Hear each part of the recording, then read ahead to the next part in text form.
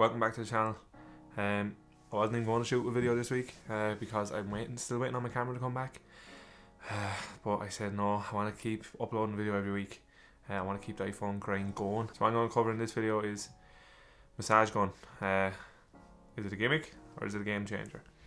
So basically, why should you buy one of these if you already have one of these, or if you don't have any of these, why should you get this? Versus normal stretching, all that kind of stuff. So the main points I'm really going to go over is range of motion, muscle activation and force output, and then DOMS, so delayed onset of muscle soreness. I'll have time codes down below if you want to skip through. Maybe there's certain parts you want to see and make it easier for yourselves. But yeah, that's it. Let's get into the video. So why would you buy a massage gun and not just keep your normal foam roller and stuff? I suppose really the one limitation with foam rollers are you kind of have to target a big area. Even though this is like a small one, you can only really go into, like, say, a big muscle like the quad or your hamstrings, where if you have something like a massage gun, you can kind of target different areas. I even see more like physios and stuff and physical therapists kind of bringing these into their practice. The reason for that is it's not that they can't do their job. It's just that even with conventional or kind of traditional massage, you're still kind of limited. So even if you're tagging like an area like trigger points, the technique you're using, if you're using your fingers to go into a certain muscle area, you're not going to be able to apply as much force with this as you would this. You're not going to be pecking at your bloody leg or wherever the muscle or wherever the soreness is for a certain amount of time, but obviously you can apply more force with this.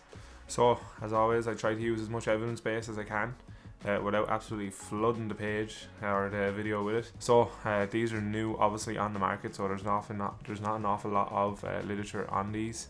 I did find one. It was a pre-print literature review on that hasn't been peer reviewed or anything yet, but still there's a lot of useful information. I'll have a link below if you want to go onto it, and maybe there's something you might see. I just kind of covered some areas that I thought were relevant to the video and that I thought were good, but it'll be below for you to check out. It's a free PDF. So a little bit of biology. Basically, the fascia, that's like a smooth muscle tissue. It's a connective tissue that surrounds like your organs and your muscles. So if you think of it, when the fascia, basically when that becomes tight, it should be compliant. So if you just use this as a resistance band, for example, so it shouldn't be restrictive. It should be able to stretch and go as far, or however, like, be compliant with the body or the muscle in whatever direction, whatever it wants to do. But when it comes tight, it loses pliability, so it prevents the muscle from reaching its full range of motion or its full length, so it gets restricted, so it won't lengthen. So that's why when you're any sudden movements and stuff, if you haven't been stretched or anything like that, you could burst off, and that's how you lead to pulled muscles, etc. So it's not even reduced like range of motion. It can actually be in reduced strength and stuff as well, and just general flexibility. So if you think of it, if you're doing something like a chest press and you have like restricted muscle movement, when you're trying to burst up, you're recruiting all your muscle fibers and all the other muscles surrounding to push into that movement, but you won't be able to do it if it's tight. You won't even be able to do a full push. So if you're thinking of doing like a chest press and you're trying to push up, if this muscle is all restricted, you won't be able to fully go up all the way you can, and that's obviously going to lead to decrease in strength, decrease in performance. You won't be able to lift as much weight. So the job of a physio or a physical therapist, or even yourself, is to provide release to this tight area to make sure that it's flexible and compliant and it isn't tight. There isn't any tightness. There's 3 different types of release. There's direct, indirect and self-release. So direct release is basically you're applying straight to the restricted area. So if your pecs are tight, I keep using the pec because it's in camera view. So if you have like a tight pectoral muscle, minor or major, you'll be applying directly to that area, this restricted area. So that could be like massage, that could be using a machine, that could be using a foam roller. But if you're doing an indirect, you'll be going somewhere that connects to this. So say like your shoulder connects onto your chest, so you would apply it to here. So you're hoping that you're going to be stimulating this area to get blood flow going again, etc. So self-release then is using an object or just using basically your body weight by yourself. So traditionally that would be applying your own body weight to something like a foam roller. But now obviously with the likes of the massage guns, you don't have to even provide the weight or the external pressure. The machine itself is going to apply that pressure. So like I said previously, there actually isn't an awful lot on massage guns, but there is a lot on vibrating foam rollers. Never even heard of a vibrating foam roller before I was doing this research. Basically what the vibrating foam roller is, it's a form of vibration therapy, and that's what a lot of the studies have been done on. So you can kind of apply that concept to this as well. Even though they're two different things, the main basis of a massage gun is vibrations. So it falls under the category of vibration therapy. So there's a lot of positive findings in the literature of these vibrational foam rollers. There was studies found that there's a positive impact on like hamstring range of motion. Then there's several other studies on the use of like vibrational foam rolling on your quads, knees, and then other body parts as well. Like I said, this is going to be all left down below. So if you do want to find that information, you can skim through the references and you can go and look at those specific studies yourself if you like. So in addition to these foam rollers, vibrating foam rollers, and the vibration therapy gaining popularity, these massage guns have really started to become popular. It's only really within the last 2 or 3 years that these really come about, hence why there's not so much research on them. My own personal opinion, I think they're good. I don't use them as much as I should, but that's the point in this video, because I was going out looking at the evidence, and anytime I have used it now recently, it's been working. I've had a lot of trouble with my calf recently when I was running. It would basically just go numb altogether. So what I started doing was using the massage gun after it straight away and just stretch it out. And then I would use the normal foam roller as well. And there's been a lot better. It doesn't go as tight the next day. Like usually from sitting down with college all day, I'd have like tight hamstrings, tight quads, tight lower back. But anyway, my calf, when I've been using the massage gun as well, everything's just kind of loosened up. So I would recommend them, but that's not what all this video is. My personal opinion, it's more about what the evidence based is. So let's move on, and we'll dive into some more of the studies. So what the literature has found on the vibration therapy, the bigger picture, is that there is an increase in intramuscular temperature. So basically that's just increasing temperature in the muscle areas. So obviously what that'll do is get blood flowing, that'll carry oxygen to heal the area, get it back to normal. It was also reported in a study that vibration therapy actually helped with counter movement jump. If you don't know what a counter movement jump is, I'll have that up on screen now. So basically what a counter movement jump is, you have a plate on the floor, it's a force plate, and what the whole movement is somebody hands on your hips, squatting down and jumping up high as you can. Just measure your jump height. How it's calculated is between the time that you spend in the air basically before you come back down and hit the floor. That's calculated up through the force plate. So this is something that'd be heavily used in sports science with athletes. Just seeing what their jump height is, they would use that as like a base and try to improve, to make sure that they're improving like they would anything, like with strength, flexibility. But then this counter movement jump is more used for like force output and power on an athlete. So like I said previously, what we're really going to cover through the literature here is the range of motion, the muscle activation and force output, and then the delayed onset of muscle soreness, DOMS. So starting off with range of motion.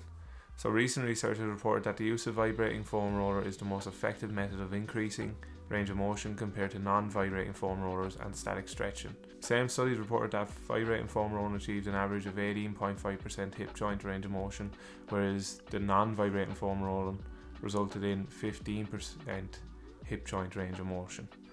Patel 2020 reported that after 1 week of a single 5-minute daily hamstring and lower back massage using a massage gun, that the participant experienced a change in the sit and reach test from -3 to +2, and the rate in the perceived pain decreased from 8 to 2.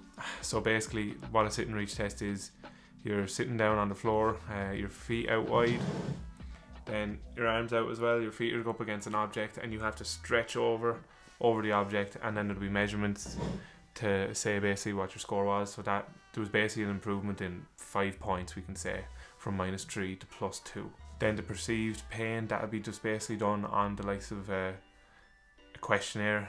What is your pain now before and what is your pain after? So that went from 8 to 2, so that was a significant jump. I presume it was between 1 and 10, so 8 would be absolutely unbearable pain, more or less, and then 2 is a little strain, not at all, so that's kind of good. findings from that study. So now muscle activation and force output. Similar to the findings of Davis et al. 2020, who investigated the effects of conventional massage on athletic performance, found that traditional massage had no significant effect on muscle activation. So basically that would be like, say, before a match or before an event, you would have massage done. Now there's different types of massage. There's the likes of petrissage and effleurage. Effleurage would be more relaxed, and petrissage would be more fast, stimulating. You're trying to stimulate a muscle, so you would be the use of like chopping on the muscle just to stimulate, get blood flowing into the area. Through this study there wasn't really any results, so he didn't see any significant benefit on athletic performance. Bettenham et al. 2019 and Germain et al. 2018 reported that an increase in strength due to localized vibration foam rolling. So again, I'm going to show you chest because you're in the view here. So that would be, say, the likes of a bench press. They used, so if you're applying vibration here to this area, that's going to stimulate the muscles. That's going to recruit more muscle fibers for you to help you in that movement. So that's why I reckon there was an increase in strength, because it's basically, if you think of it, it was kind of basically warming up the muscle. So that's another positive finding. So now let's move on to DOMS. So delayed onset of muscle soreness. There's a lot on this. So previous studies have reported that conventional massage can improve delayed onset muscle soreness. Several studies have also reported that a single use of vibrating or non-vibrating foam rollers can reduce delayed onset muscle soreness. Several studies have also reported that a single use of vibrating or non-vibrating foam rollers can reduce DOMS. Then another study by Imitaz et al. 2014 compared the effects of whole body vibration therapy to traditional massage. This study results reported there was a significant reduction in DOMS following a whole body vibration therapy immediately after exercise. So that'd be straight after you do your workout, like you would do a post stretch. They instead used a massage gun and applied it to whatever areas they worked, and there was a big reduction in DOMS after that exercise. And then lastly, Caffrelli et al. 1990 and Darrell J. Cochran 2017 conducted a similar study investigating the effect of whole body vibration therapy from muscular retrieve. Caffrelli et al. 1990 and Darrell J. Cochran 2017 conducted a similar study investigating the effect of whole body vibration therapy on recovery from muscular fatigue.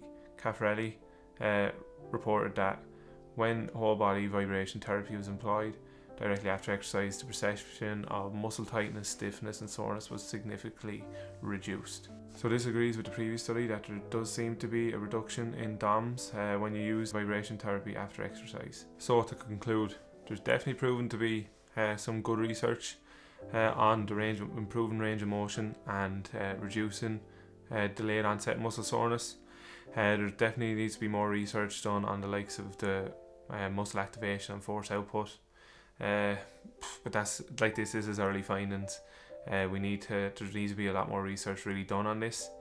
I think this could be really good for the likes of rehab, where you have someone that's like, say, going through an injury, and say that rather than have them just sitting down not doing nothing, they can use the likes of vibration therapy or use the likes of a massage gun to apply to an area, not even directly, just even indirectly, and maybe you can speed up the recovery.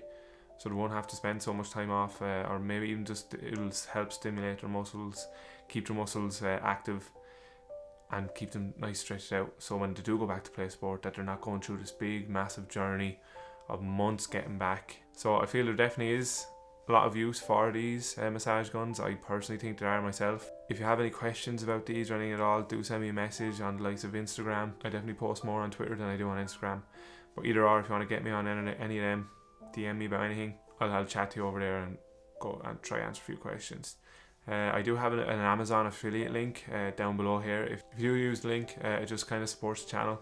I'm not sponsored by the massage gun brand or anything like that at all. The brand is Renfo.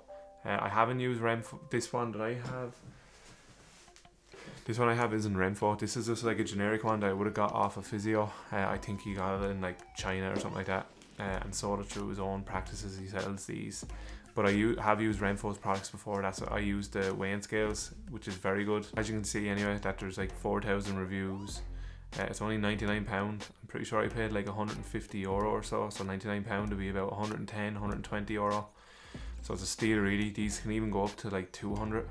But as you can see, you can get all the different heads, all that kind of stuff. So if you are interested, click on the link below. I'd appreciate the support. And yeah, if you have any questions, get on to me. You can find the literature review down below where you can go skim through the references and maybe you can find something yourself that you want to investigate more. But that's really it for this video. Hopefully next time I'll have my camera ready to go. So if you would like, comment, subscribe, turn post notifications on, and follow me over on the likes of Twitter and Instagram. I appreciate it, and I'll catch you in the next one. Good luck.